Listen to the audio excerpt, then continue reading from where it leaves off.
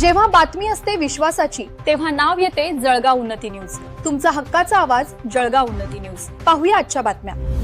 सातपुडा डोंगर रांगांमधील वनविभागाच्या कारभारावर प्रश्नचिन्ह. झाडे लावा झाडे जगवा मोहिमेत भ्रष्टाचाराचा संशय. नर्सरीला लागलेल्या आगीमुळे जनता आक्रमक. जळगाव जामोद तालुक्यातील सातपुडा पर्वतरांगांमध्ये वनविभागाकडून राबवण्यात येत असलेल्या झाडे लावा झाडे जगवा या महत्वाकांक्षी मोहिमेच्या पारदर्शकतेवर आता मोठे प्रश्नचिन्ह निर्माण झाले आहे.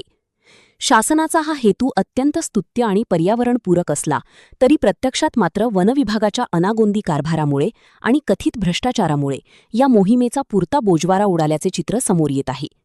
या मोहिमेत मोठ्या प्रमाणावर आर्थिक गैरव्यवहार होत असल्याचा थेट आरोप आता स्थानिक नागरिकांमधून केला जात आहे.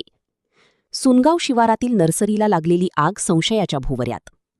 नुकतीच चांदसणी बीट अंतर्गत येणाऱ्या सुनगाव शिवारातील वनविभागाच्या नर्सरीला रोपवाटिका भीषण आग लागण्याची घटना घडली आहे. या आगीत शासकीय मालमत्तेचे आणि नव्याने लावलेल्या रोपांचे मोठे नुकसान झाले आहे. मात्र ही आग नैसर्गिकरित्या लागली की झाडे लावा झाडे जगवा मोहिमेतील भ्रष्टाचार आणि कागदोपत्री झालेली कामे लपवण्यासाठी ती जाणीवपूर्वक लावली गेली असा गंभीर संशय आता व्यक्त केला जात आहे.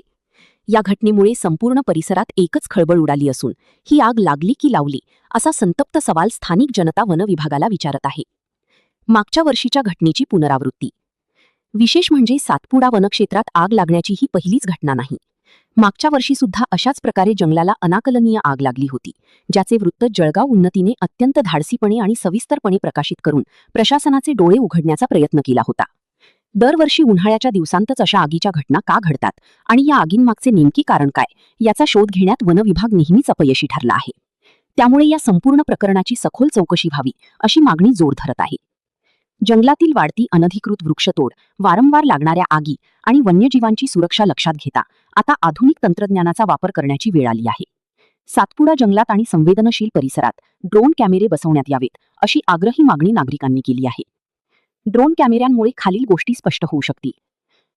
वन्यजीवांसाठी पाण्याची उपलब्धता. जंगलातील नैसर्गिक ओढे, नाले आणि वन्यजीवांसाठी राखीव असलेले पाण्याचे साठे सध्या नेमकी किती शिल्लक आहेत याची अचूक माहिती मिळेल.